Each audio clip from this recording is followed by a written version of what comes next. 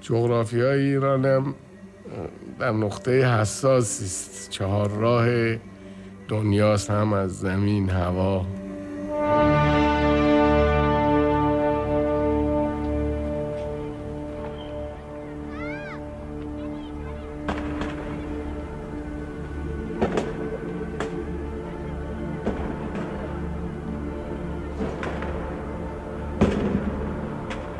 As darkness falls and revelers take to the streets, a song of hope rises into the Tehran sky.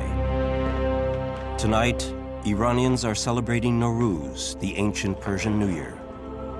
They are commemorating the sacred fire that was entrusted to them by Zoroaster, the first prophet of mankind at the very dawn of time. Yet today, Iran is accused of wanting to set the world on fire. Since 1979, Iran has fanned the flames of Islam and ignited the Middle East. It has defied America, threatened Europe, and challenged world order. Ever since the Islamic Revolution, Iran has been feared. Yet, the great empires have been at war with this land for the past 100 years. A war for control of the Earth's secret fire. A war for oil that would lead to even higher stakes, nuclear power. This is the story of a century of war. The story of an age-old people still seeking a course between religion and revolution, domination and independence, East and West. A story of power unveiled.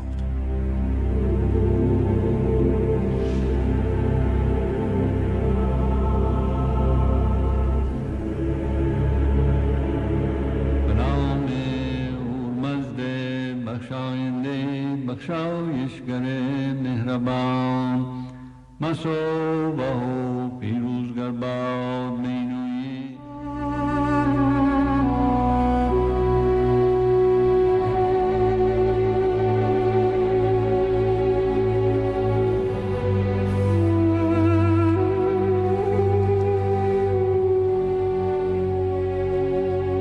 Behind modern Iran lies the Qajar civilization, all but forgotten today. It was here in the Golistan Palace in the years following the French Revolution that the Qajar dynasty attempted to revive the glory of Darius the Great, the Silk Roads, and Shiite Islam.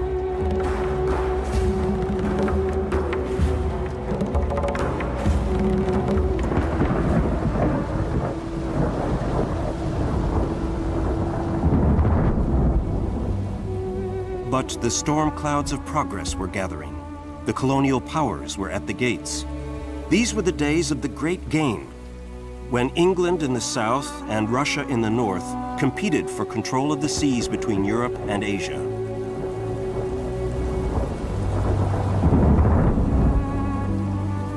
Caught between Iraq, the Caucasus, and Afghanistan, Persia was already a powder keg. Persia, which would soon change its name to Iran, was already having to bow to foreign power.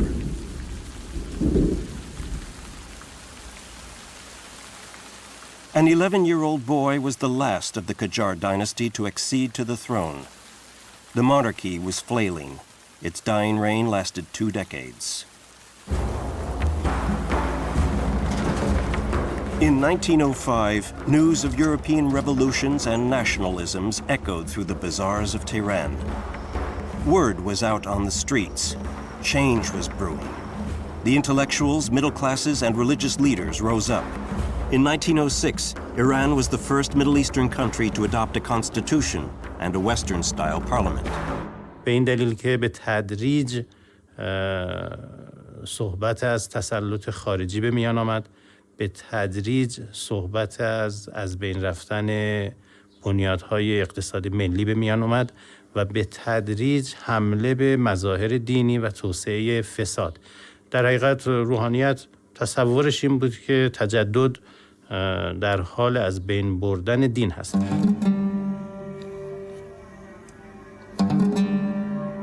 نه تنها بین انقلاب و دین در آغاز تضادی نبود، در اون بخش اقشار مذهبی تضادی با غرب احساس نمی کردن، بلکه برعکس بود. وقتی که پیشرفت‌های غرب رو می شنیدن مخصوصا از لحاظ آزادی و قانون مداری براشون بسیار جذاب بود.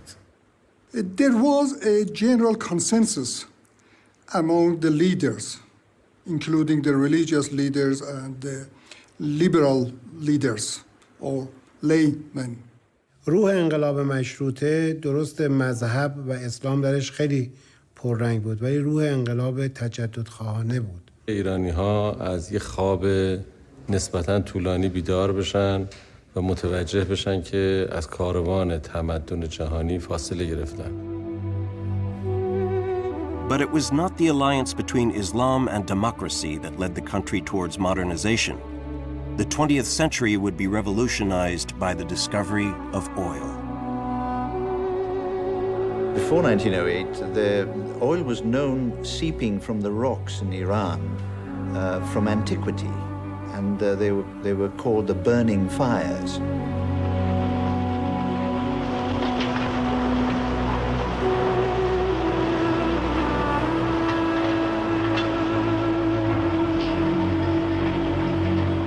Le pétrole, c'est une malédiction pour tous les pays qui le découvrent. In some respects, it's been a curse, but in others, it has been a great blessing because it was the first country to have developed oil with the British in there, and this has enabled the country to develop in many ways. On April 14th, 1909, the Anglo-Persian Oil Company was born. London established its power. The main imperialist regime during those days was Britain.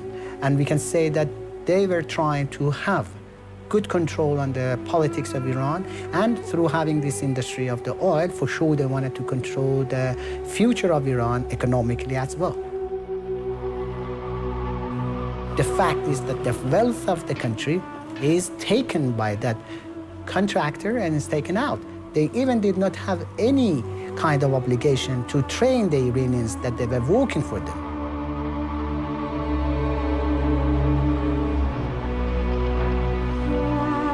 As Europe became mired in the horror of the trenches and Russia plunged towards Bolshevism, Persia sank deeper into chaos.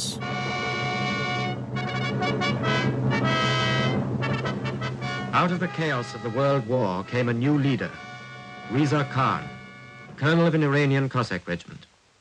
In 1921, Reza Khan with a handful of men marched into Tehran and assumed direction of affairs. و زمانی که دولت قاجار 15 سال بعد از مشروطه از بین رفت و دولت جدیدی آمد، نیاز به یک ایدئولوژی سیاسی تازه داشت و نیاز به یک سری بنیادهای تاریخی، یک سری ارزش‌های تازه و یک سری افکار جدید. در واقع رضا شاه وارث این تغییر بود. Like Ataturk in Turkey, Reza Shah was a westernizer. He too believed that the key to progress was national revolution, armed forces, industry, and secularism. Il avait beaucoup d'admiration pour Atatürk. Quand Atatürk avait créé une république, il pensait qu'il pouvait être président de la République, donc il a cherché à instaurer la République en Iran, mais le clergé chiite s'y opposait formellement. تضادی بین رضا شاه و روحانیت به وجود آمد. After 1,300 years, the women of Iran have been emancipated. They may go about unveiled, free to mix with other men and women, and to take part in the life of their country. در واقع یکی از حرکت‌هایی که پدر شاه کرده بود هم مسئله کشف حجاب بود که یک حرکتی بود که در واقع درش خواسته خودش رو تحمیل می‌کرد به زنان جامعه. همونطوری که امروز هم حجاب تحمیل میشه به زنان جامعه.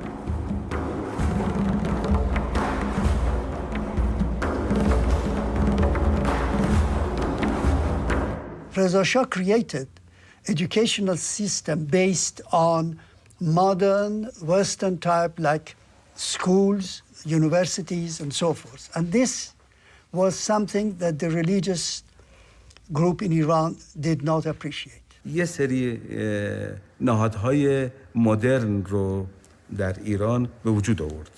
He did it by force, but he brought the country together. While forcing his country into the modern world, Reza Shah returned to its origins, bringing back Darius, Zoroaster, and Persepolis in order to oppose the Shiite clergy. Persia became Iran, the land of Aryans. Islam was to be but a memory. به دلیل اینکه به قدرت رسیده بود، بر خودش فرض میدید که این ایدئولوژی رو تدوین بکنه.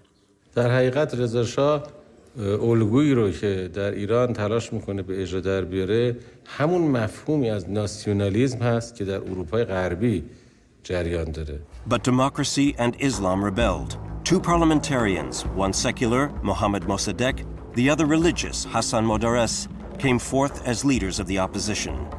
مدرس یکی از همین 5 مجتهدی بود که از طرف حوزه‌های علمیه، یعنی از طرف مراجع شیعه انتخاب شده بود که این بیاد در مجلس شورای ملی اون وقت که نظارت داشته باشه بر مصوبات مجلس. As far as Modarres was concerned, Reza Shah was a staunch British, and he was not a nationalist as he tried to show themselves. Mossadegh was exiled, Modarres imprisoned and then killed. Through his intransigence, Reza Shah had resuscitated the founding myth of Shiite Islam, the Islam of the poor that has upheld Persian identity by sublimating all ideas of resistance and martyrdom.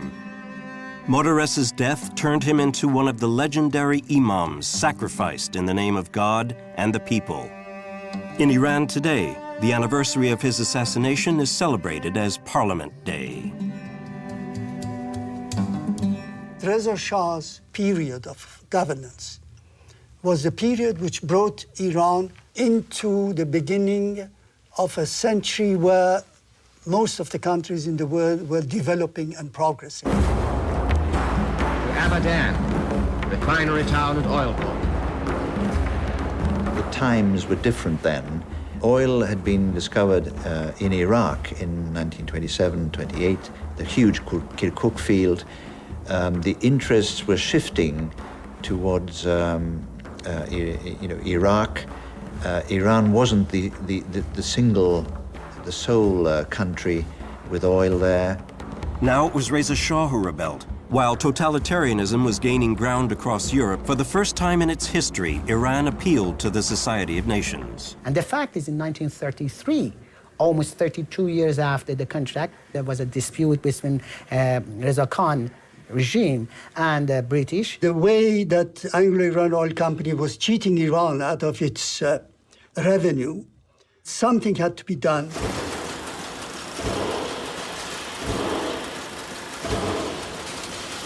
We managed to get certain terms and conditions changed in that agreement.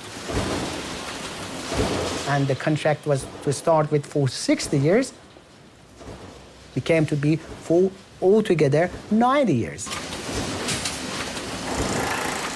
So you can see that by this way of correction and amending the contract, finally it was not to the Iranian benefit. And that is why the event of nationalization really developed within the political circles of Iran. The defeat was moral, political, and economic. Reza Shah thought he could lessen the stranglehold of Britain and the Soviet Union by introducing a third partner, Germany. But with Hitler's rise to power, the fever that was taking hold of Europe spread once again to Tehran. He thought if he actually collaborated somehow with the Germans and used their technology, the economic knowledge and so forth, that he could bring Iran into a position of a neutral country.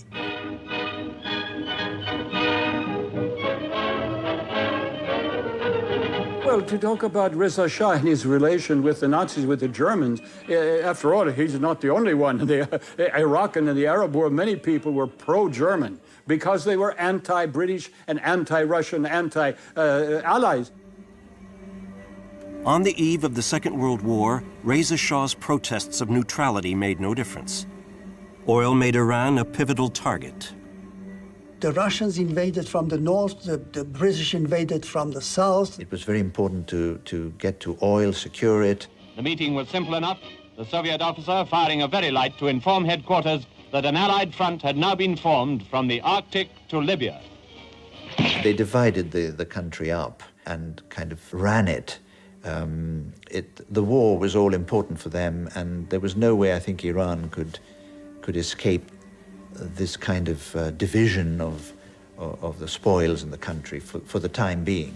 And they forced Reza Shah to abdicate. 30 years later, his son, the reigning Shah of Iran, recalled this humiliation. What I reproach, although I have my paternal sentiments forbidding me, what I reproach eventually my father is not to have mined the oil fields and tell you that if you come, I'm going to blow up everything. The swearing in of the new Shah, who is well disposed towards Britain, was a ceremonious event.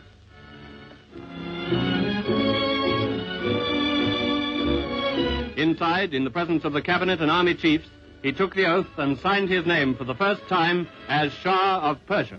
In December 1943, over a year before Yalta, Roosevelt, Churchill, and Stalin arranged a meeting in Iran to orchestrate the end of the war. But the Tehran Conference also heralded a new world order.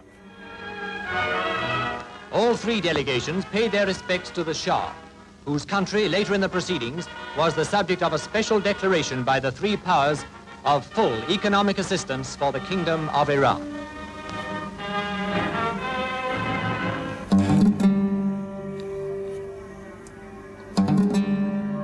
After Yalta, the Cold War took over the globe. From Eastern Europe to Asia and the Middle East, the world became a stage for clashes between Washington and Moscow. Iran would be their first rehearsal. ایران و امریکا تاریخ تلخ و شیرینی دارن و تاریخ تلخ و شیرین رابطه ایران و آمریکا نیاز به یک بازخوانی و قرائت مجدد داره. So the pipeline goes, over the hills and under the rivers, past ancient cities and modern pumping stations, beside roads and caravan tracks and sun-dried villages of mud, and down to the plains at last. Until, with the hills and the deserts behind and the wells far away, the pipelines of Khuzestan are drawn together and into the great oil city of Abadan.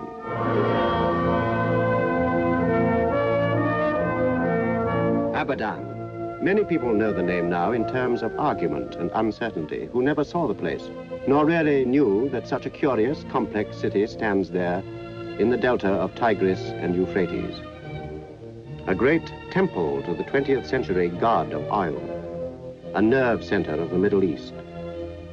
And yet, less than a lifetime ago, there was only the desolate, unpopulated desert and an empty island.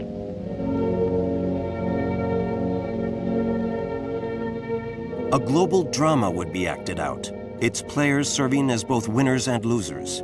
A tragedy in which each believed they held the key.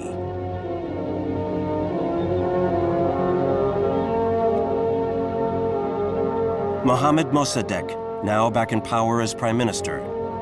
Ayatollah Kashani, leader of the religious party. Averell Harriman, President Truman's special envoy. The Shah of Iran, of course. Stalin waiting in the shadows. And oil, the key protagonist on which the plot unfurling from Tehran to the shores of the Persian Gulf hinged. In the spring of 1951, in a great surge of patriotic fervor, the Iranian parliament voted to nationalize the oil industry. Before Nasser or Nehru, Mossadegh embodied the rebellion of the so-called Third World in the face of colonialism. Once again, Iran acted as a laboratory. He was a prominent politician, a person who had his education outside. He was a lawyer, had good education in law in Switzerland. And he was a real nationalist. He hated the British influence in Iran. He came to the conclusion that the only way to terminate that influence was to nationalize the oil industry and get rid of the Anglo-Iranian Oil Company. that period coincided with the time when 8 major oil companies actually exercised complete dominance of the world oil industry. So they were in a very powerful position to be able to fight against Mossadegh's idea of nationalization. The Persians think that by nationalizing oil, they are going to get rich. Unfortunately, the reverse will be the case. The Iranians paid heavily for their restored pride. The British enforced a complete embargo intended to smother the nationalist movement. Iran's leader was physically weak, but his political will had not been quelled.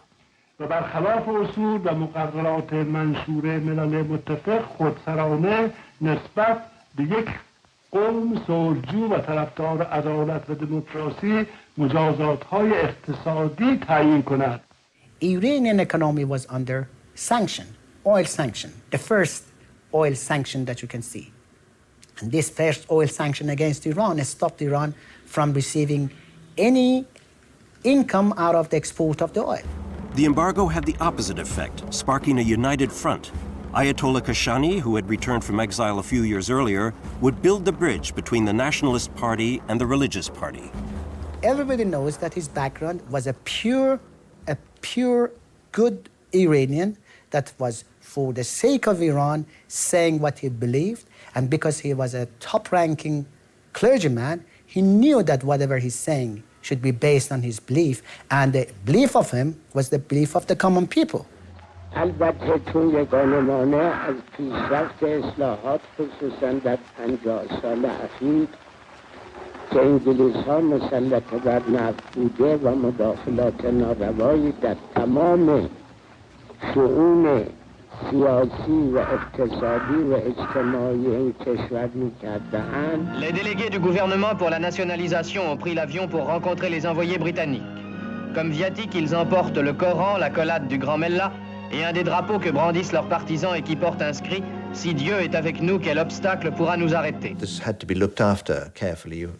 Influence had to be retained, but at the same time, deny oil and influence over Iran to the Soviet Union. So it worked well on both accounts, both for oil and for the Cold War. For another party, it too founded on the legacy of the revolutionary ideals of 1905, was at work.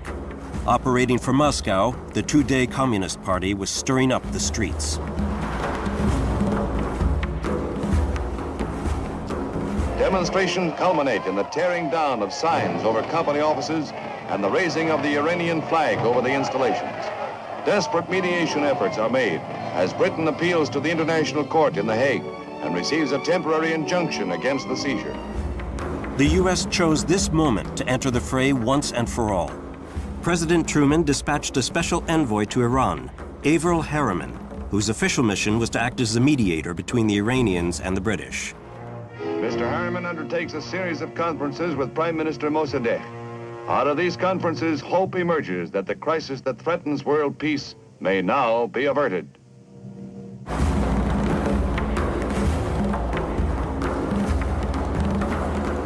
As it had done in Korea, and would soon do in Guatemala, Indonesia, and Vietnam, the U.S. chose to intervene in Iran. Its first aim was to contain the Soviet threat. But that day in Abadan, Averell Harriman was above all party to the compelling decline of the old European powers. Washington would fill the void left by London. In Iran, the global oil drama was being taken over by a new director.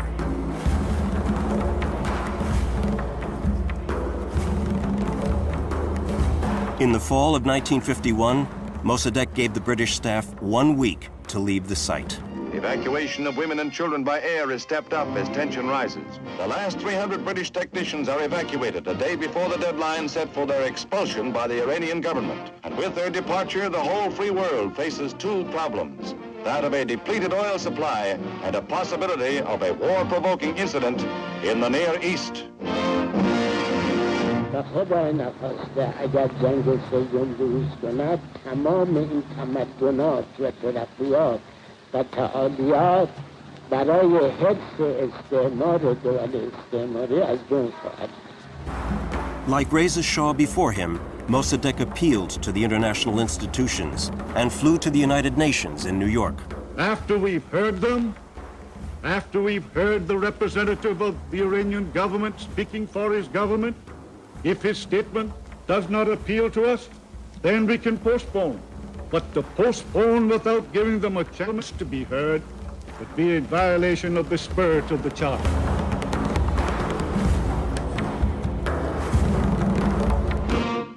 The Iranian oil crisis comes to America's shores as Premier Mohammad Mossadegh arrives in New York to plead his nation's case before the United Nations. Le Conseil de sécurité n'est nullement compétent pour examiner cette plainte. The United Nations and the Hague Court ruled that they were not competent to judge. The old warhorse won a dual victory. But Washington feared the Iranian example would spread. Embroiled in anti-communist McCarthyism, America was torn between international law and controlling the oil. Americans were lying, even when they were lying to Mr. Mossadegh when they received him in Washington.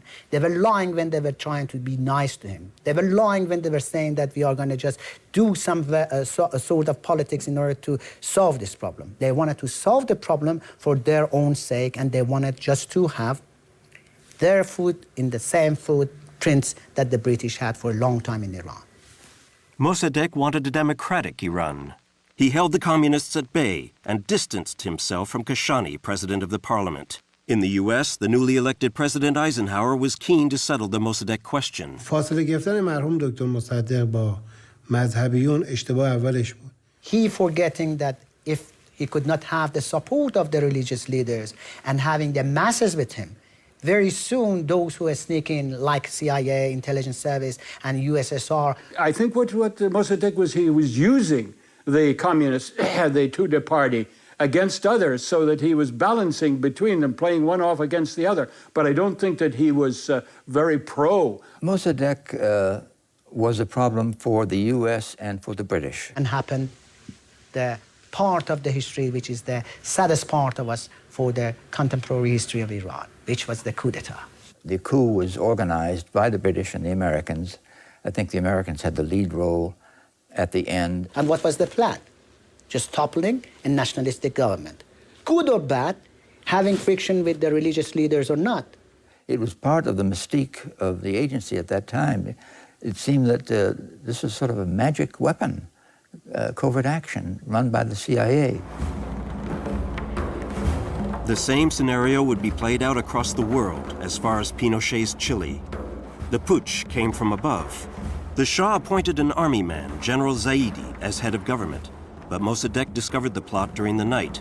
Thinking he had failed, Mohammad Reza sought refuge in Europe. The Shah and his queen arrive in Rome after an alleged attempt by the Imperial Guard to arrest Dr. Mossadegh and a refusal by the Shah to dissolve Parliament at Mossadegh's request. In Tehran, it looked as if Mossadegh would soon be named president, and on his orders, troops occupied the Shah's palaces and surrounded Parliament. On August 19, 1953, utter confusion reigned. Communists, the police, the army, loyalists paid by the U.S. Embassy, and religious leaders led by Ayatollah Kashani took to the streets. Symbolically, Mossadegh's house was destroyed during the night. Operation Ajax, orchestrated by the CIA, was underway. To the party, very easily, by just taking their people out from the street and even supporting those who were against Mossadegh, made the problem that the coup d'etat could be done in half a day. Chassé par le docteur Mossadegh, le Shah d'Iran voit à nouveau triompher sa cause et regagne son pays grâce à la contre-révolution déclenchée à Téhéran par son Premier ministre, le général Zaidi, appuyé par l'armée et la police.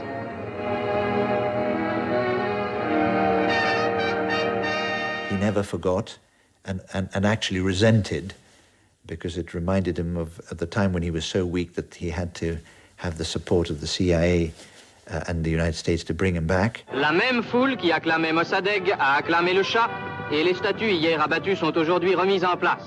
Un chapitre est provisoirement clos dans la tumultueuse histoire de l'Iran.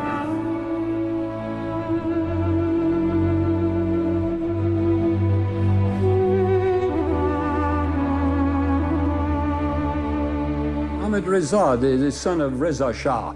Yes, well, you know, he started off as a rather weak person, but somehow or other he was given maybe it was the CIA when he brought him back, said, you got to stiffen your back and you've got to do something to make, as you say, a soft dictatorship, which he did, and then you were controlled. You didn't have this under Mossadegh.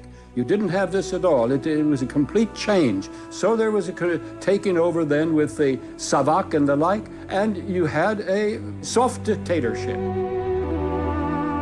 Western opinion was relieved and joined the media bandwagon denouncing Mossadegh. Iran went back into isolation.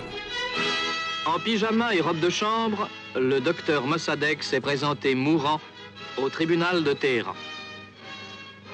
Après quoi, le pétulant moribond devait noyer ses accusateurs dans un torrent d'éloquence qui s'est écoulé durant des jours. Tout le monde était épuisé, sauf le docteur Mossadegh, qui se classe définitivement comme le premier comédien du siècle. Vos pitreries dépassent de loin Charlot, a déclaré le procureur en demandant la peine de mort pour l'accusé. Mossadegh was condemned to exile. His Minister of Foreign Affairs was executed. Ayatollah Kashani was censored and dismissed. The Savak, the Shah's secret police, organized harsh repression. A network of 500 communist officers was dismantled. 28 leaders were executed. There was a crackdown on students. On December 13, 1954, the same day that Vice President Nixon arrived in Tehran, 3 students were killed during a demonstration. Nawab Safavi, a fundamentalist activist who had been the first to call for an Islamic Republic, became the ultimate symbol when he was sentenced to death and executed for terrorist attacks committed by his followers. Like countless others before him, he recited the Quran right up until his execution. Shiite Iran had found its new martyrs. Before his arrest, Safavi had traveled to Qom to meet a young Ayatollah who refused armed action, preferring a people's movement. His name was Ruhollah Khomeini. The Shah of Iran believed he had wiped out all opposition. He was wrong. Shi'ism has replayed its grand gesture of popular sacrifice for centuries, ever since the assassinations of Ali and Hussein, the Prophet's son-in-law and grandson. The holy city of Qom, with its religious schools and university, became the sanctuary for the resistance movement. In these desperate times, Islam was all the Iranians had left. کودتایش انجام گرفت و شاه برگشت و مصدق دستگیر شد، ما در اون وقت بر حسب افکار سیاسی خودمون که از تبلیغات دشمنان بود خوشحال بودیم، اما مدتی نگذشت که به اشتباه خودمون آگاه شدیم.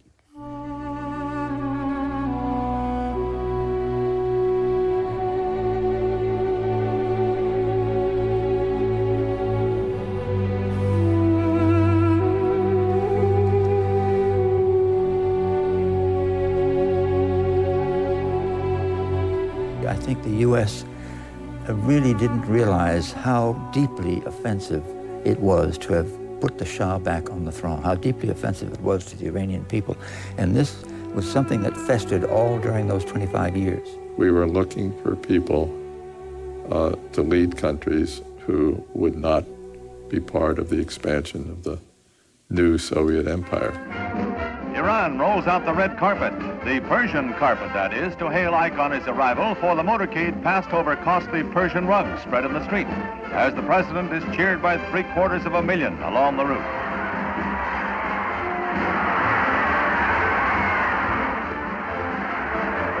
At the Royal Palace, Shah Pahlavi adds to the presents Ike received in the course of his historic mission, a portrait that will go to the Eisenhower Museum in Abilene. I had a very real feeling at that time that nuclear energy was an important source of energy for the world. 72 countries are represented at the atomic conference promoted by the United Nations. Oil, coal, and all other power sources except atomic energy approached exhaustion, said Conference President Dr. Baba. It shows the absolute necessity of finding some new source of energy if the light of our civilization is not to be extinguished because we have burnt out our fuel reserves. The Atoms for Peace program was strategic. By placing Iran at the heart of the Baghdad Pact, the Oriental version of NATO, The US wanted to hem the USSR in. Now more than ever, Tehran was a satellite of Washington. America gave Iran its first nuclear reactor. Through urbanization, industrialization, and militarization, the Shah of Iran was intent on establishing his country as a great nation on the Western model. By the early 1960s, the young, inexperienced Shah, whom the Allies had brought to power during the Great War, had turned into a steely autocrat. He saw himself as an enlightened monarch, but did he realize that he appeared to be an all-out third-world dictator? His iron rule was starting to worry even his own protector. You have to remember that when John Kennedy came to power, he considered it as a result of non-modernization or even non-westernization of the system, politically as well as economically. Your Majesties, I speak on behalf of all of my fellow Americans in welcoming you to the United States. The interest of both of us is the same, to maintain our freedom, to maintain our peace, and to provide a better life for our people. There should be some kind of movement in the third world countries. Otherwise, all of them will be left. I will be fallen to the communist hands. Iran is an important link in the defense of the free world. She shares a 1,400-mile border with neighboring Russia. We could not allow the Soviet Union to have these countries come into its orbit. There was a Cold War going on, and it was a Cold War that took place in the Third World by proxies. Nous avons été obligés d'entrer dans un pacte uniquement défensif, que si jamais quelque chose se passait, nous ne serions pas seuls à faire face à un danger. Something had to be done. Le président Kennedy a assisté à une revue de la flotte avant de suivre de la plage d'Onslow Beach en compagnie du Shah d'Iran d'impressionnantes manœuvres aériennes et navales. Le président Kennedy et le Shah d'Iran ont assisté ensuite à un débarquement au cours duquel 9000 Marines devaient envahir une plage. La manœuvre dura 24 minutes. Il ne s'agissait bien entendu que d'une démonstration. If we are attacked, you are bound to come to our assistance with everything that is available. Military assistance and advice from the United States has many direct and obvious results which are beneficial to a nation such as Iran. Economic and technical aid represent a large American investment over the past 10 years. Without it, Iran might not be the free, independent country she is today. Like his father, the Shah of Iran was fascinated by technology. By buying the most state-of-the-art equipment, Iran funded the U.S. military industry. The Shah became the West's military arm in the East. Être l'un des grands de la planète. Cet objectif est déjà en passe d'être atteint dans le domaine militaire. Le Shah consacre aux problèmes militaires une attention toute particulière. Ses achats massifs par milliards de dollars ont mis à la disposition de l'Iran un arsenal considérable et ultra perfectionné. And Tehran began to be a center of much activity for Israel. Also security activity. We had security relations with Iran. We sold them military equipment. They were interested in common developments. They developed a great interest between us and Iran, which were of great strategic impact. And there were meetings at high levels between the Shah of Iran and leaders of Israel. And many discussions used to take place as to how the Middle East would become a Middle East of peace, of security, of tranquility, of hope, and not just an Arab Sunnite extreme element in the area which controlled the area. این اولین تجربه آیت الله خمینی بود برای وارد شدن در عرصه فکری نوینی که در دوره پهلوی دوم آغاز شده بود. امام در اول امر نمیخواست رژیم رو تغییر بدهد. امام در اول امر شاه رو نصیحت کرد. فرمود دست از رابطه با صهیونیست و اسرائیل بردار. اسیر آمریکا نباش. به قوانین اسلام تن بده. پادشاهی تو بکن. But the Shah of Shahs had to adapt to Kennedy's New America and make Iran a showcase for liberalism. He abolished martial law, privatized the press, gave women the vote. Most of all, he launched major land reform. The White Revolution had begun. C'est une sorte de révolution socialiste qui part d'en haut, qui part de l'échelon suprême. Oui, tout à fait. Parce qu'il y a 20 ans, j'avais dit à des gens ici chez nous, même ouvertement, que, écoutez, si nous n'arrivons pas à donner à notre peuple et au pays une évolution par en haut, nous devrons nous attendre à une révolution par en bas. Ce qui a mis, évidemment, contre le Shah, toute l'aristocratie terrienne, mais aussi toute l'église chiite, car les mollahs étaient parmi les plus grands propriétaires terriens de l'Iran. In order to put a lot of pressure upon the religious leaders, especially in order to alienate them, and trying to bring a kind of system of division between politics and religion, therefore the revolution as they made it. روحانیت شیعه و در رأس اون امام خمینی از استبداد محمد رضا شاهی واهمه داشت و فکر میکرد با این انقلاب سفید به اصطلاح شاه و مردم و این رفراندومی که داره میذاره در واقع تحکیم استبداد اون هست. Just as his father had to contend with Modares, the Shah had to face opposition from Ayatollah Khomeini. The Qom cleric propounded violent sermons against America, reform, and the monarchy itself. For the Shah, there was only one option. Khomeini had to go. In October 1964, an airliner took off from Iranian soil with Ruhollah Khomeini on board. Deported first to Turkey, then to Iraq. Iran was replaying the fateful cycle of assassinations, coups, and exile. Mohammad Reza Pahlavi thought he had attained absolute power. In reality, he had opened Pandora's box.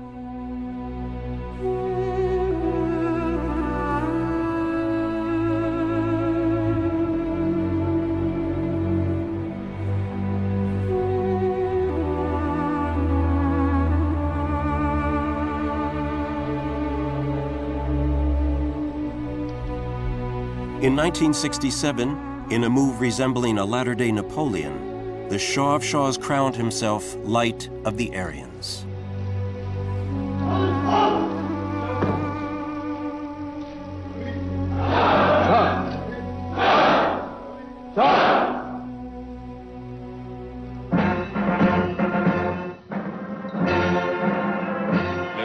En est à sa 11e inauguration de barrage. Et cela situe bien l'effort sans précédent accompli dans ce domaine. He built a number of dams in Iran, hydraulic electric stations. L'État est devenu le magicien, le sourcier qui frappe de son bâton la province déshéritée, construit un barrage, collecte l'eau et fait les frais d'une vaste installation d'irrigation. But we want to couple modern technology with the spirit of our old civilization. We are 3,000 years old.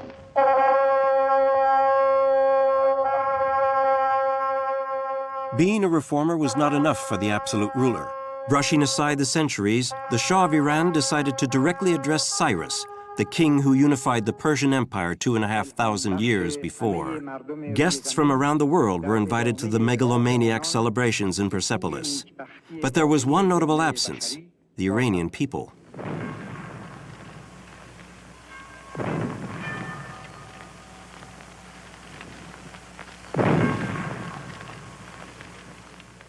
In a voice charged with emotion, the Shah addressed the spirit of the long-dead king. شاهنشاه ایران و از جانب ملت من. O Cyrus, great king, king of kings, Achaemenian king, king of the land of Iran, I, the Shah of Iran, offer these salutations from myself and from my nation. The time had come to settle old scores. Iran had retrieved its glory. Emulating his father once again, the Shah rebelled against foreign influence. The oil crisis of 1973 would be the trigger he was looking for to demonstrate his power.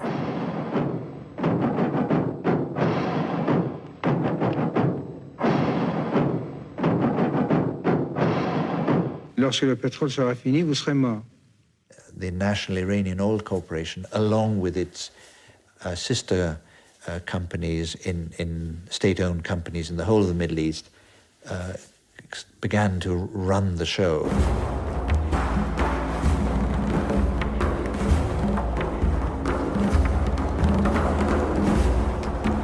It was the first major shock, oil shock in the world. The price went up 400% within 2-3 months. Pugnacious, determined, even arrogant, Mohammad Pahlavi was ready to fight. He stood up to the world, effecting multiple interventions, declarations, and interviews. Global economies teetered. The king of oil dreamed he was master of the world. Vous, État industriel de l'Europe, pourquoi est-ce que vous devriez gagner en taxes plus que ce que nous gagnons dans nos matières périssables? When OPEC was created, the main purpose of that organization was to be able to have a say in determination of prices in the world. And the Shah of Iran actually was in favor of strengthening OPEC. Vous avez bâti votre richesse, l'épanouissement de votre industrie. Et tout cela simplement à cause de ce pétrole bon marché qui vous venait à flot. So he was increasing Iranian output, but at the same time denouncing the West for not paying enough and calling for ever higher prices. Aucune industrie qui puisse avoir un caractère de cartel, de trust, ne devrait être dans la main des particuliers pour ne pas créer des cartels. There were lots of these kind of deals, if you like, secret deals, but they were all powerful, the cartel, if you like.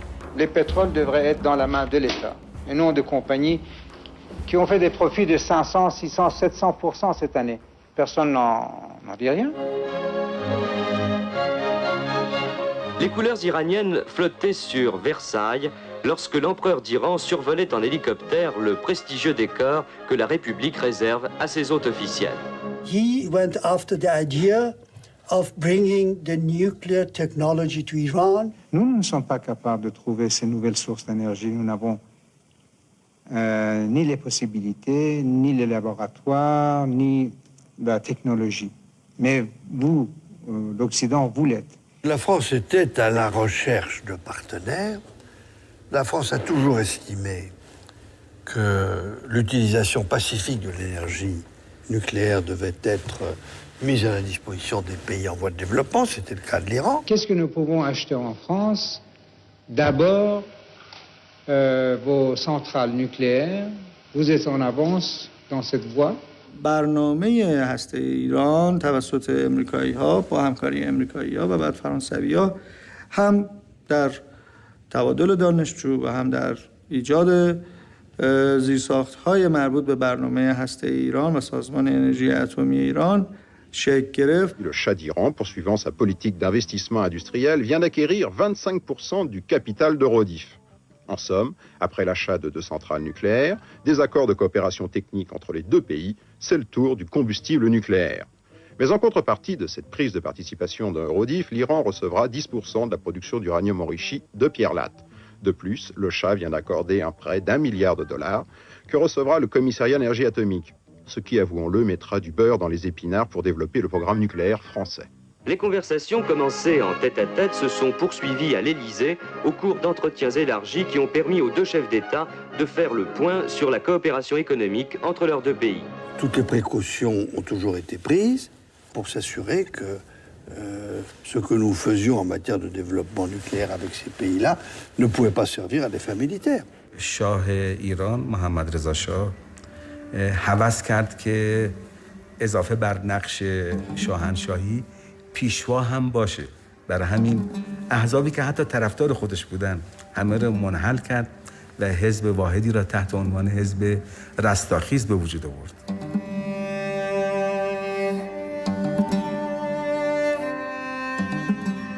Iran would not have made progress, obviously, in a truly democratic country. Well, what is democracy anyway? Democracy? Yes. How do you define democracy? Don't we have democracy in the United States? Well, not according to what the Greeks used to say in the public places. We elect our leaders. You are not elected. Yes, but how do you elect your leaders? According to Watergate, it's a special kind. You will acknowledge that the United States is a much more democratic society than in Iran. Than your own, than Iran. Yes, but what do you mean by democracy? Again, I mean freedom of thought. I mean freedom of expression. To what extent? To what extent? I mean electing leaders. I mean opposition. To what extent? Well, to what extent? Yes, to what extent? If it is a self-destructive, masochist kind of thing that will permit you all kind of fraud and corruption, you have it. A permissive democracy. Son style de vie, l'image qu'il donnait de sa famille, ses promenades en Occident, ses séjours dans les stations de ski, faisaient apparaître un personnage, une famille, un entourage qui n'avait plus aucun rapport avec la population iranienne. Et lui a vécu dans l'illusion qu'il était populaire. On poussait devant lui des paysans qui lui baisaient la main et il s'imaginait qu'il était populaire. So I think we had a false sense of security and stability. Can you imagine that in January 1st, 1978, Jimmy Carter made the famous speech. Iran, because of the great leadership of the Shah, is an island of stability in one of the more troubled areas of the world. And then by the end of 78, it was all over. Le lien qui est tellement important entre un monarque et son peuple, quand ça marche, ce lien était véritablement rompu.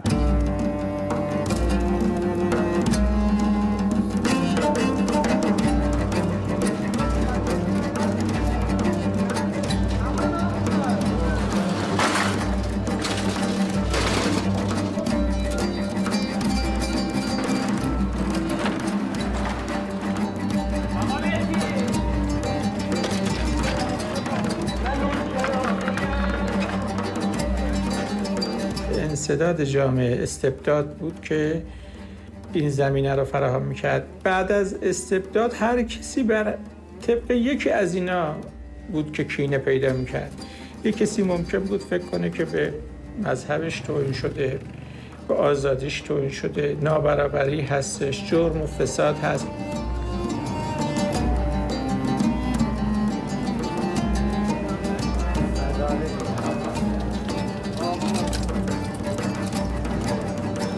L'Occident, qui était le partenaire du Shah d'Iran, n'a pas su lui imposer de laisser des soupapes et une expression politique et un début de monarchie constitutionnelle qui peut-être aurait rendu inutile pour les Iraniens le recours par les mosquées et par l'ayatollah Khomeini.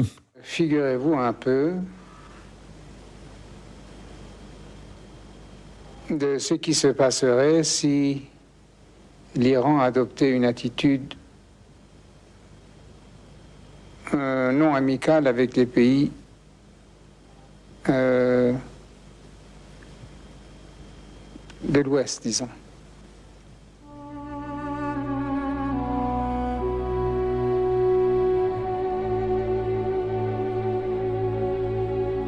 During his 14 years in exile, Imam Khomeini had ample time to meditate on Iran's destiny over the past 100 years.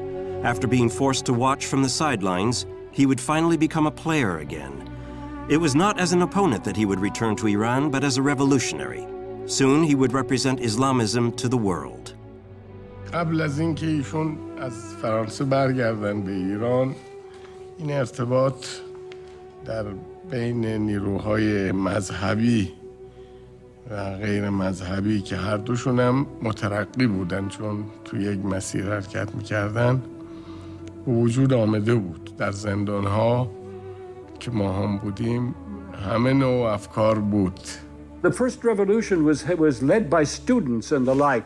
It was not a revolution led by the mullahs. They took it over.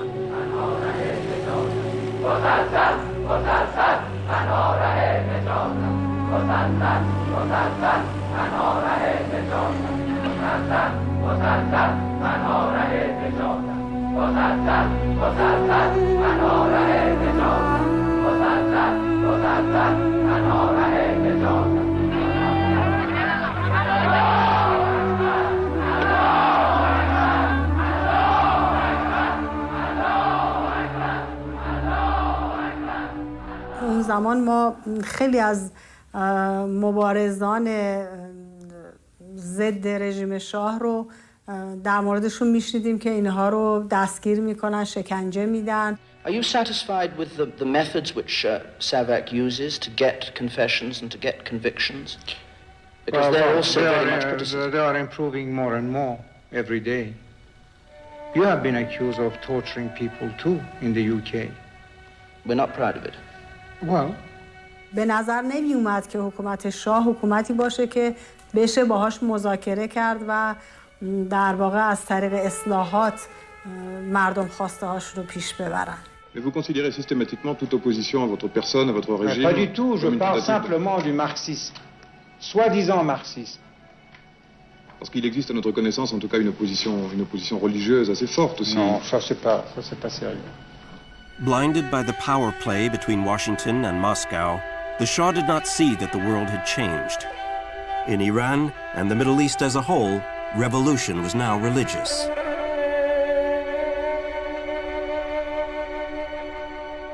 هم انقلابی بود هم اسلامی. یعنی ماها که مذهبی های پیرو امام بودیم خب هم انقلاب کرده بودیم علیه استبداد و استکبار و در چارچوب اسلام هم بود. Ce sont des gens qui voudraient voir les choses se passer comme dans le Moyen Âge. جمعی هم بودن که خیلی به اسلام توجه نداشتن، فقط انقلاب رو، حالا یا ملیگرایی داشتن یا سوسیالیستی بود. Imam Khomeini, contrary to all these kinds of methods of movement, he believed in a fundamental and radical movement as Islamic movement. Religious people, they fought violent, as you know, against the students. Other groups had no choice other than joining the movement. خود ما قبل از اینکه ایشون بیان شورای انقلابی غیر رسمی تأسیس کرده بودیم.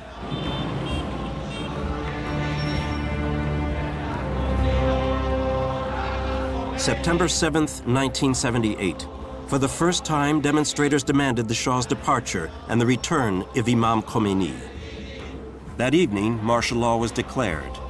The next day, Friday, September 8th, the army opened fire on the crowd gathered in Saleh Square.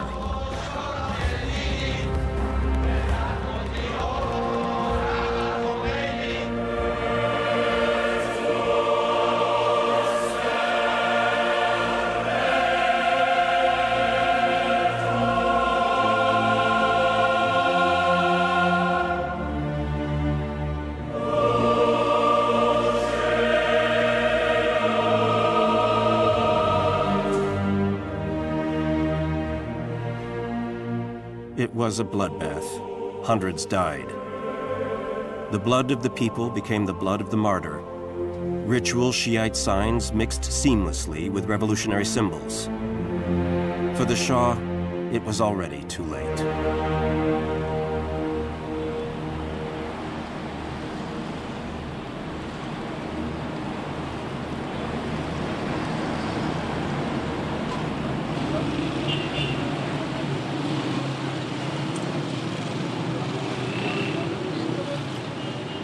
Naturellement, il faut aller vers une démocratisation. Et nous allons adopter les mêmes lois qui existent, disons, en France. Pour les libertés d'expression, liberté de manifestation, nous allons vous copier. Et C'est ma volonté, après avoir mûrement réfléchi, que c'est la voie à suivre. Carter a dit à Giscard et aux autres chefs d'État qui étaient réunis à la Guadeloupe qu'il considérait que le Shah était perdu.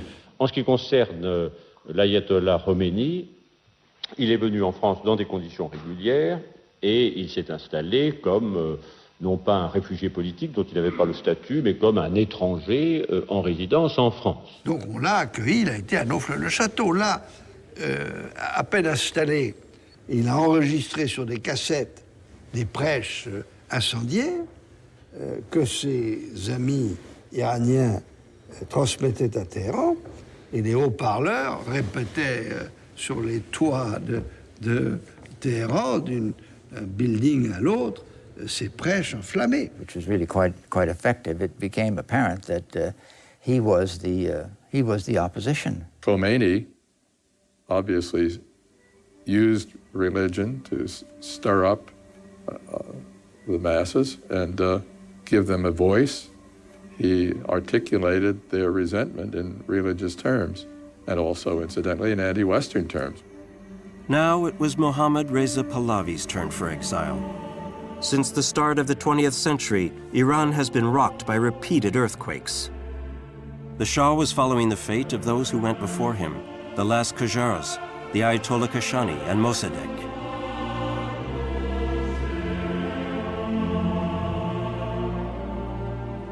As he departed, did he remember standing on that self-same airport tarmac when he repatriated his father's remains from Egypt? The Shah of Shahs left Darius's nation for the last time, making way for the return of Shiite Islam that he had sought to erase. There might have been tears in the eyes of the Shah as he left Iran for what could be the last time. But there was nothing but sheer delight on the faces of the demonstrators who took to the streets of the capital in their thousands to celebrate the departure of the man they have hated for so long.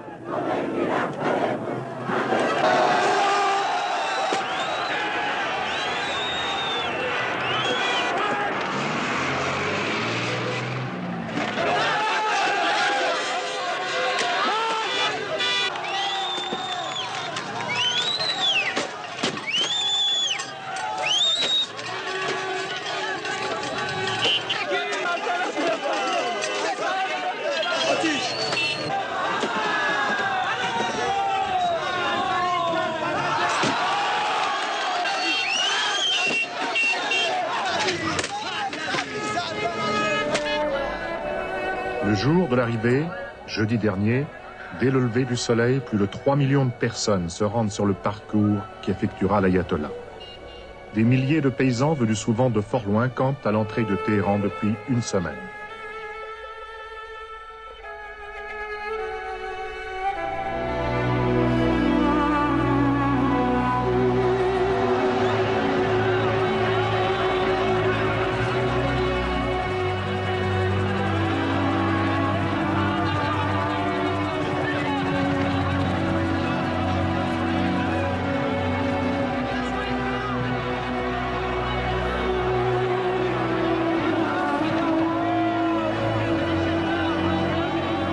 Well, there can be no doubt who the one single man in Iran is who has more following than anybody else and therefore more power. It is Ayatollah Khomeini.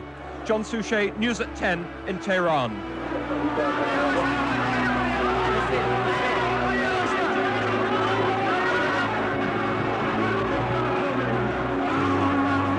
Il est arrivé à transmettre à l'Occident une image de gentil gourou plaidant pour l'harmonie universelle et le bonheur des peuples. Et en fait, quand on l'a vu débarquer en Iran, on s'est aperçu qu'il y avait une toute autre dimension, une férocité évidente du personnage, mais aussi une capacité à diriger, à prendre les choses en main, à éliminer ses opposants de façon impitoyable. The Imam Khomeini's return marked the onset of a cycle of revolutionary violence. In the name of the most hardline factions, the Ayatollah Khalkhali organized purges. Reza Shah's tomb was destroyed by the Revolutionary Guards. Dignitaries from the former regime were sentenced by summary courts and executed.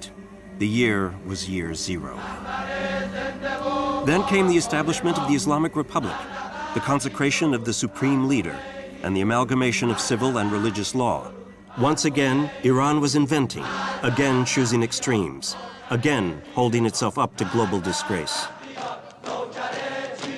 The contemporary issues that we have in today's world are overshadowed by the events of the Islamic Revolution and particularly by the takeover of the American embassy. The hostage crisis began on November 4th, 1979.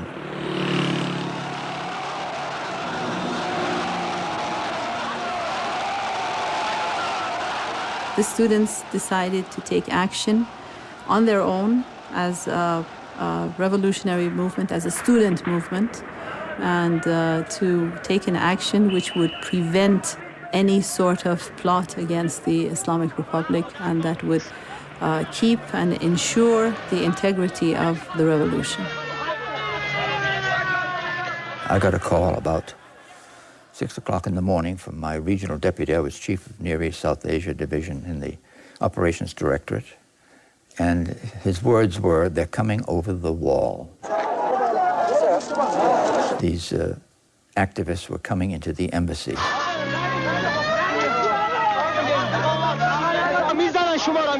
One of the voices that rings most clearly in my mind was her saying, at a certain point, they've broken through the door, we're going down now.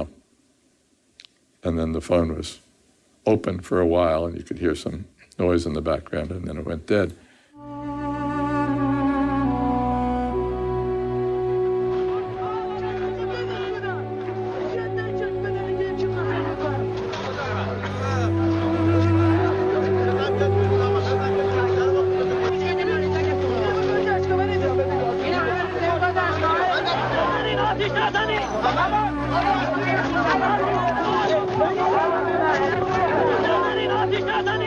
در مورد اینکه ما آگاهی داشتیم به خاک کشور خارجی میریم، خب بله این آگاهی وجود داشته. We have to go back to the context in which the students took that decision.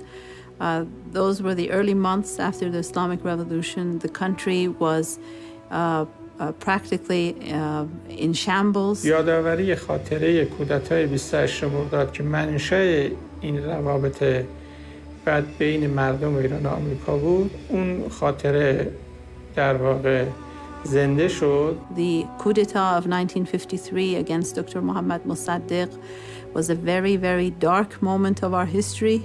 It had taken the country into years of foreign domination, colonialism, and dictatorship. We were deeply conscious of the fact right from the start that the resentment of the 1953 coup and the American role in that was deeply seared on the souls of the Iranians. The students felt that once again the revolution is under constant threats, foreign threats, and that there might be a repetition of history.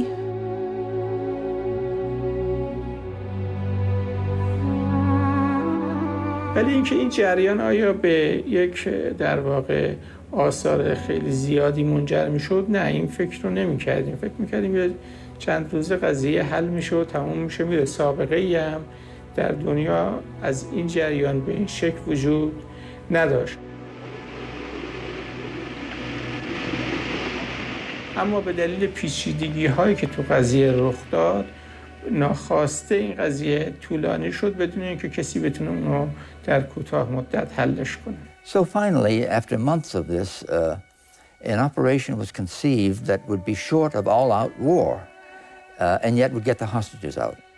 The so-called rescue mission did turn out to be a disaster for the administration.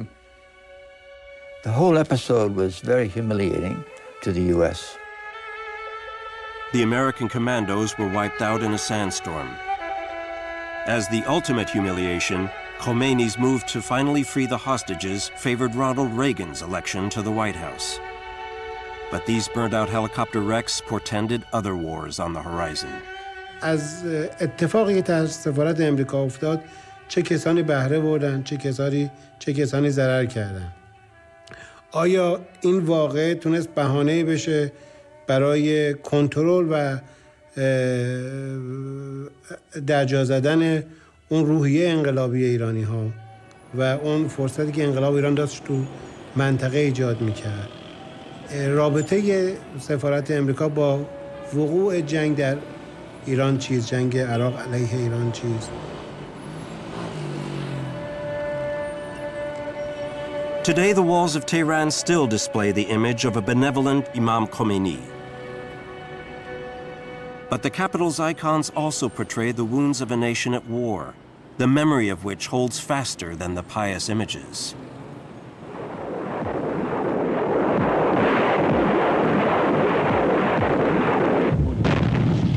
The Iran-Iraq war was one of the more brutal wars around at the time. It brought into opposition two of the big oil-producing countries. Iranian oil suffered because of it,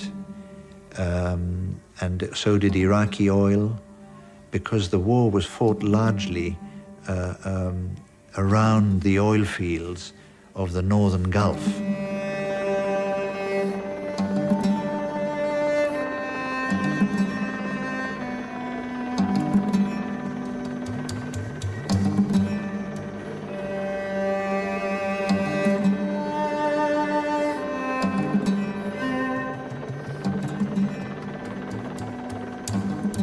This question whether the Iraq and the Iranian war, Saddam Hussein's war against Iran, whether this was something of a combination of the West against the Islamic Republic of Iran, it certainly was. در شروع جنگ تقریبا 3 اردوگاهی که وجود دارن تو منطقه ما همه پشت سر صدام بودن برای جنگ با ایران. و هر یکشون هم دلیلی داشتن برای این همکاری با صدام.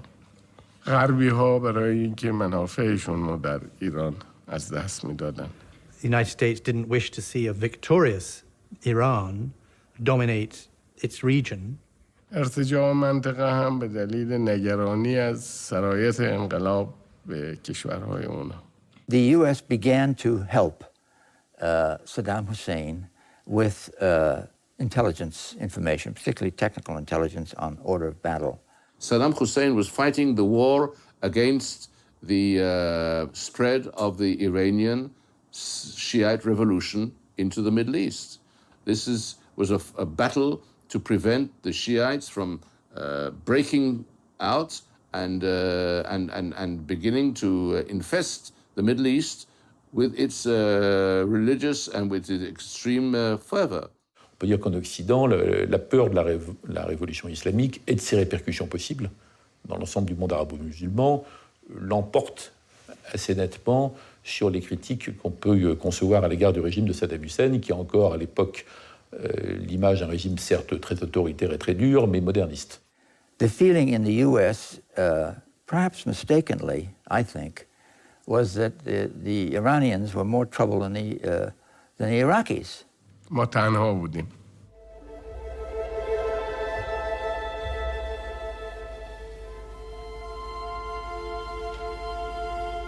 Iran and Iraq plunged into an 8-year war that caused the death of over 1 million Iranians. Like the Great War in Europe, it was fought in the trenches with gas and massacres. But it mobilized the people. Millions of volunteers joined the Revolutionary Army. This was the national glue. Iran was its own religion.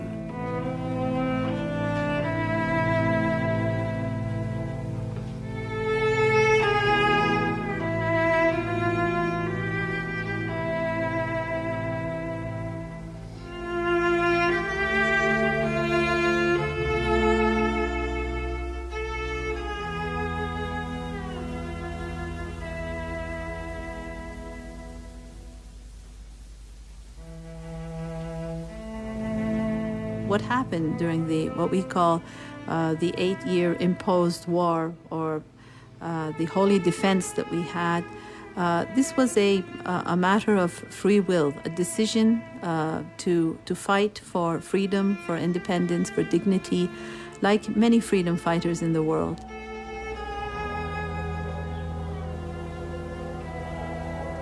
Most of these young people are educated and brought up during the regime of the Shah with a very westernized, Western-oriented educational system.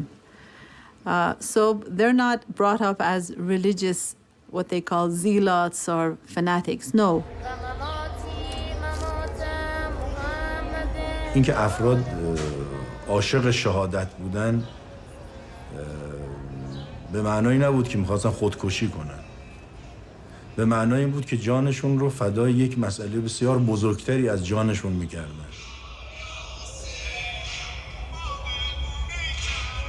17 سال داشت. عاشق جنگ و جبهه بود. به این سن سال کوچکش خیلی چیز کردیم که مثلا گفتیم وای سربازی تموم مثلا برسه اینا. گفت نه من میخوام برم جبهه. ایشون در سال 62 در عملیات بندفجر 4 به شهادت رسید. ایشون زمانی که جنگ شد با وجود اینکه واقعا عشق و علاقه به درس داشت مرتب در مسجد بود. همیشه عشق و علاقه اصلا به خصوصی به نماز، خدا، قرآن داشت. مسئله دوم هویت بود. ایرانی‌ها مدت‌ها بود که هویتشون از دست داده بودند. اون شکوه و عظمت گذشتهشون از دست رفته بود. به دنبال یک عرصه‌هایی می‌گشتن که خودشون رو بازیابند. بنابراین جنگ تبدیل شد به یک بازیابی و هویت ملی. و این اولین جنگی بود که ایرانی‌ها بعد از 200 سال پیروز می‌شدند. How many of those present at the Martyrs' Cemetery on this day of memory lost a father, son, or friend? How was it that they could actually relate themselves to a leader who is much older than them? Imam Khomeini was about 75 years old at that time. These people are 19, 20. How do they make this connection, this spiritual connection?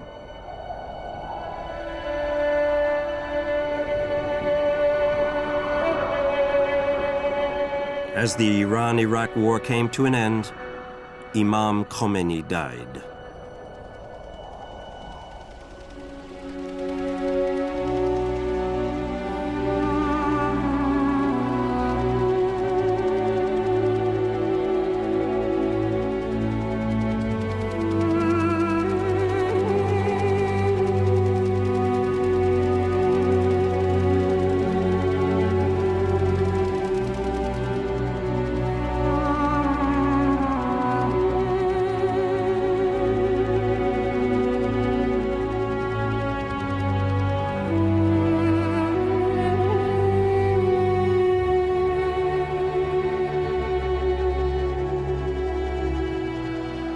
On the death of its leader, the nation, orphaned but at last united, wept for a century of dashed and deluded hopes. As the people of Iran stood there crying and lamenting, how could they imagine that their mourning, like their revolution, was terrifying the world?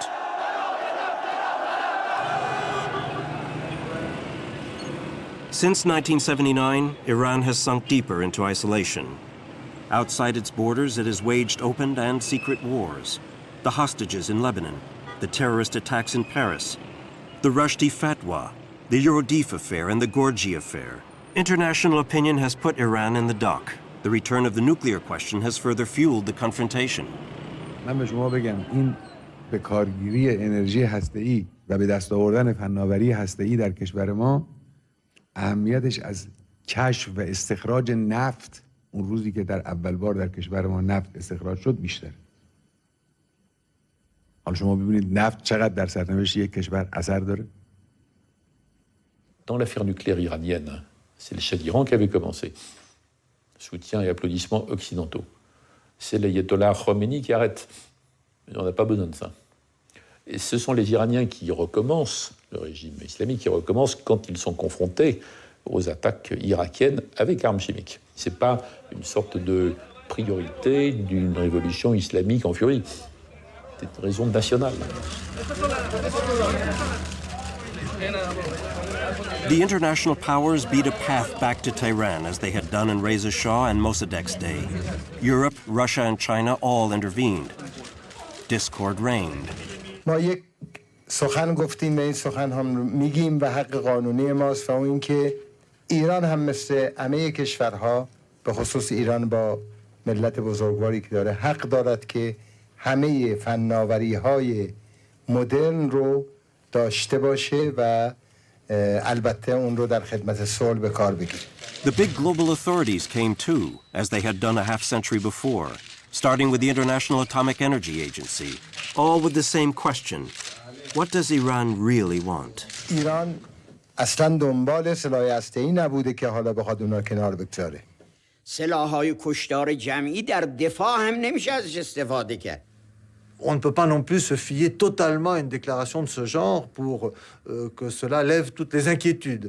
Et même si on faisait de la casuistique islamique, on sait qu'en casuistique islamique, il y a des choses qui sont interdites, mais que dans les cas d'urgence, dans les cas de nécessité vitale, eh bien, on peut revenir là-dessus. Iran has pledged in the Nuclear Non-Proliferation Treaty not to develop a nuclear weapon.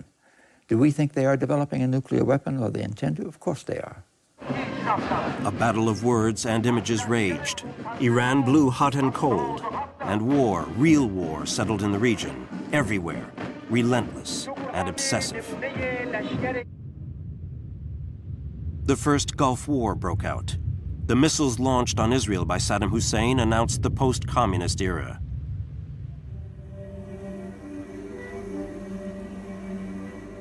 یکی از خشن‌ترین و بی‌رحمانه‌ترین آن جنایت‌ها حمله تروریستی علیه شهروندان آمریکایی بود. من به نام ملت و دولت جمهوری اسلامی ایران و بر اساس اصول روشن و محکمی که بدان معتقدم این اقدام ضد انسانی و ضد اسلامی را محکوم کردم. Il y a eu une vraie émotion de la population iranienne, il faut toujours le rappeler.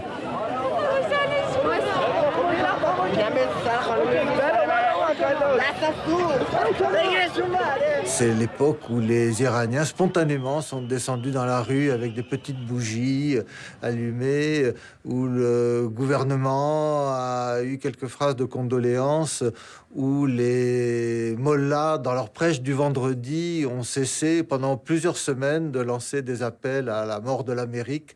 نقطه عجیب عکس العملیه که نسبت به این رفتار انسانی، اخلاقی و البته عادی مردم ایران در اظهار همدردی با قربانیان این اتفاق ناگوار که در 11 سپتامبر در ایالات متحده افتاد.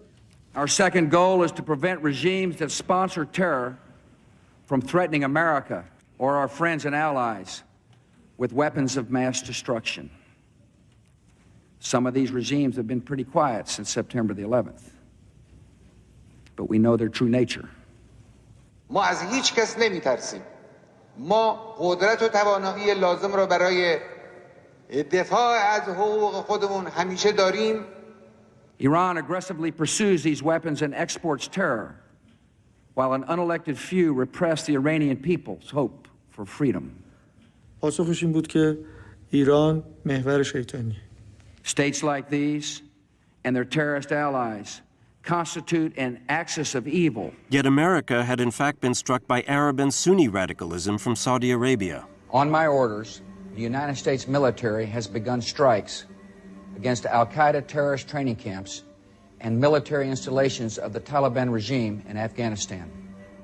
In Afghanistan is very famous as the graveyard of the empires. The Mongols, the British, the Soviets, and right now the American and NATO's. Therefore, they make mistake.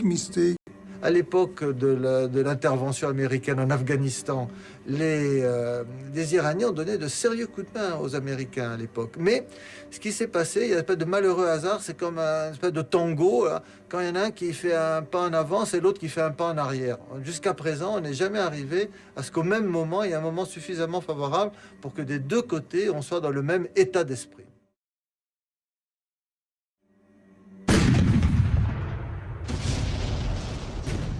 After Afghanistan, America continued its preventive war in Iraq. My fellow citizens, at this hour, American and coalition forces are in the early stages of military operations to disarm Iraq, to free its people, and to defend the world from grave danger. این رئیس جمهور آمریکا شرم نمیکنه. در همین 2-3 روز اخیر باز گفته است که ما در عراق به دنبال دموکراسی هستیم. یعنی اصلا خجالت در قاموس این حضرات اصلا معنا نداره. This is George W. Bush, the President of the United States. At this moment, the regime of Saddam Hussein is being removed from power, and a long era of fear and cruelty is ending. American and coalition forces are now operating inside Baghdad, and we will not stop. عده‌ای در هزاران کیلومتر دورتر از کشور خود سرزمین‌های دیگران را اشغال کنند، در امور آنان دخالت نمایند و بر منابع نفتی و غیر نفتی و گذرگاه‌های حیاتی آنان مسلط شوند. Protect Israel, secure oil resources, ensure democracy. George Bush's Middle East policy involved putting an end to Islamic Iran. If Iran gets a nuclear weapon, then certainly Saudi Arabia, Egypt, maybe even Jordan will try to get it. And this will create a lot of chaos in the region. Their leader is a danger to his own people, to the region, to the world. He's a disgrace to the ancient Iranian people and tradition. He's a disgrace to the values of Islam and all religions. رژیم صهیونیستی درخت خشکیده و پوسیده است که با یک طوفان در هم خواهد شکست. I think that one thing the Iranians must have learned by now, and that is that you can expect from Israel the unexpected. The rhetoric has many participants. Of course, Israel is part of it, but the Iranians are the ones who have really stepped it up and have injected into it both wording and ideas which are just historically and morally unacceptable. But Israel must also face the shifting tides in the East. In Lebanon, the Caucasus, the Persian Gulf, Afghanistan, and Iraq, Shiites are rising to the fore. I think the rise of Shiism, as exemplified by Iran, is a phenomenon that really comes out of the decision to invade Iraq. عراق استعداد این که تبدیل بشه به یک کشور شیعی یا اکثریت شیعی که طبعا حاکمیت خواهند داشت این کاملا داره. نگرانی که برای بعضی ها پیش آمد این بود که حرکت عراقی ها تأثیر بگذاره روی اعراب دیگر شیعی که در اطراف عراق هستن. اینا همبستگی جدی عقیدتی با هم دارن، عواطف مشابه و یه نیروی واقعی هستند. Et si les Américains avaient suivi depuis quelques années les recommandations de beaucoup de personnalités américaines, notamment Baker, et avaient entamé un dialogue avec l'Iran, tout ça se présenterait tout à fait autrement. Et on arrêterait instantanément de parler de la menace de l'arc chiite. Both the Iranian leadership and also the American leadership have to look beyond the atmospherics of the relationship today, evaluate the geopolitical and strategic stakes involved, and try to pursue a rational policy, which I think is still possible with a little more determination and with a little more of rationality on both sides, with a little less of rhetoric and particularly insulting or threatening rhetoric. ما و امریکایی میتونیم با هم کار کنیم. امنیت منطقه خاورمیانه بدون ایران غیر قابل تصور و غیر قابل اجراست. کمربند امنیتی منطقه بدون ایران محال. مردم ایران برای این موقعیت تاریخیشون خون دادن، پول دادن، هزینه کردن. بنابراین مردم ایران ظرف این سالها هر اقدامی کردن برای جبران این تحقیر بوده ظرف سده‌های اخیر. من از کشوری میام که هر روز صبح یک زلزله‌ای درش اتفاق میفته و تا شب با پس لرزه های اون زلزله مردم سر میکنن و فردا صبح دوباره زلزله دیگری رخ میده.